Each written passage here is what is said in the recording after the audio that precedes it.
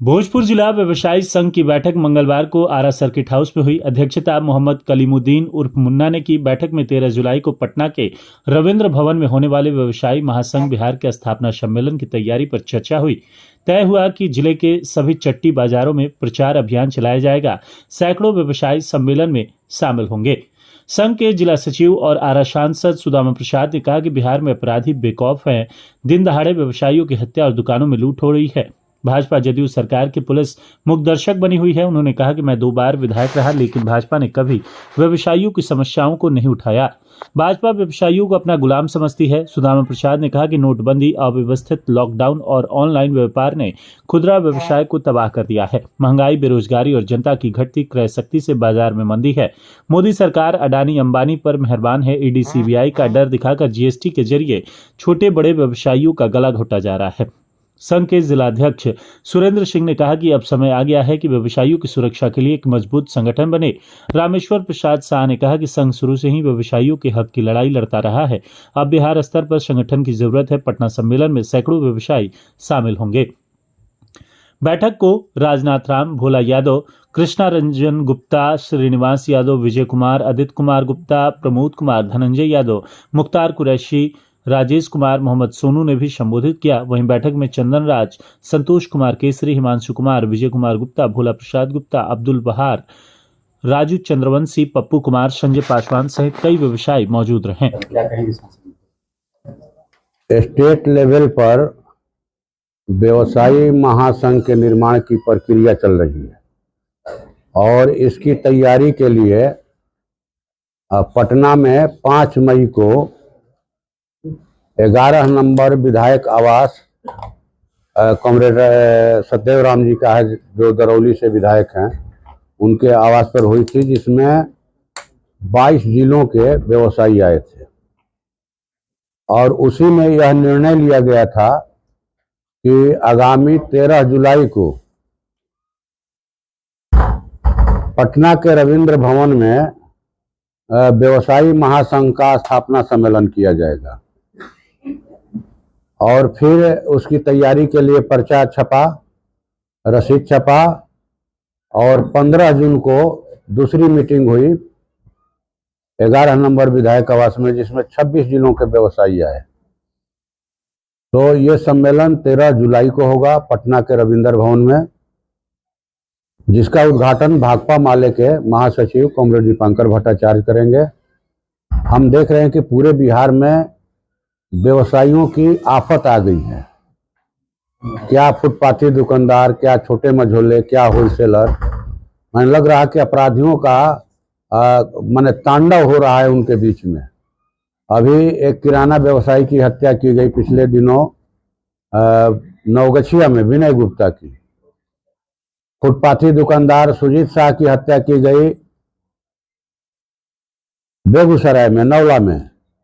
एक व्यवसायी वैशाली के महुआ में और चौधरी की हत्या कर दी गई, वो भी किराना दुकानदार थे। एक सैनिटरी के व्यापारी अरविंद चौधरी की हत्या की गई। अभी हाल ही में छपरा में गोदरेज शोरूम के मालिक अमरेंद्र सिंह और उनके भाई शंभू सिंह की हत्या कर दी गई। दिन दहाड़े जो है तनिष्क शोरूम में डकैती हुई, आरा में हुई, पटना में हुई 50 करोड़ की डकैती, यहाँ 28 करोड़ की।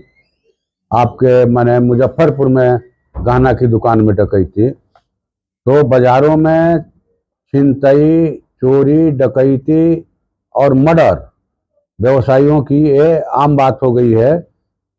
दूसरी तरफ हम लोग देख रहे हैं कि व्यवसाय में जो है मंदी है।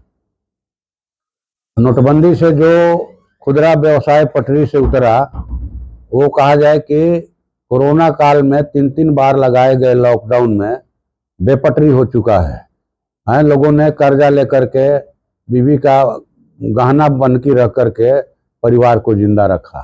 अब जो है एक ऑनलाइन व्यापार आया है, मॉल संस्कृति है। इसकी वजह से कहा जाए कि 40% ऑफलाइन दुकान जो है दुकानदारी खत्म है।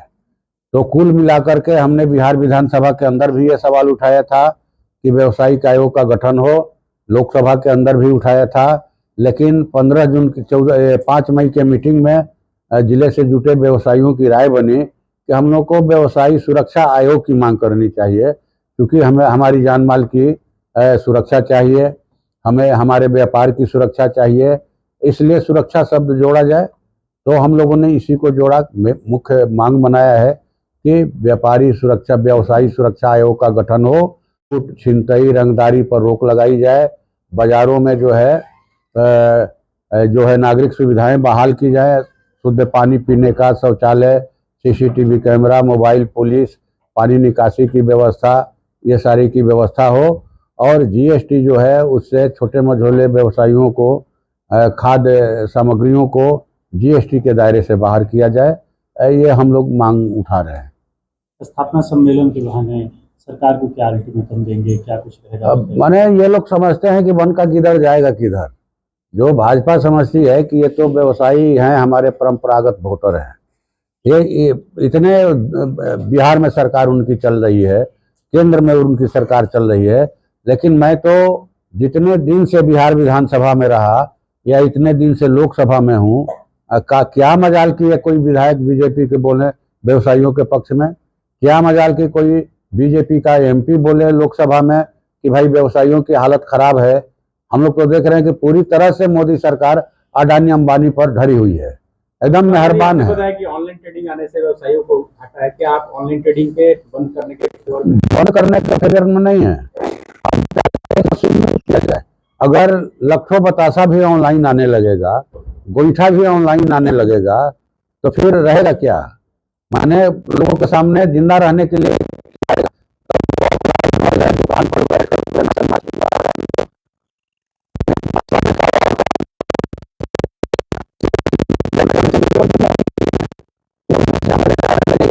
लेकिन जो हाथ है उनके लिए क्या? आप माने जो लोग बेरोजगार होंगे, जो 22 करोड़ लोगों का रोजगार चलता है, पेट चलता है, घर में चूल्हा जलता है तो माने परिवार जिंदा रहता है। 22 करोड़ लोगों की रोजी रोटी खुदरा व्यवसाय से चलता है, लेकिन ये पूरी तरह से तबाह है।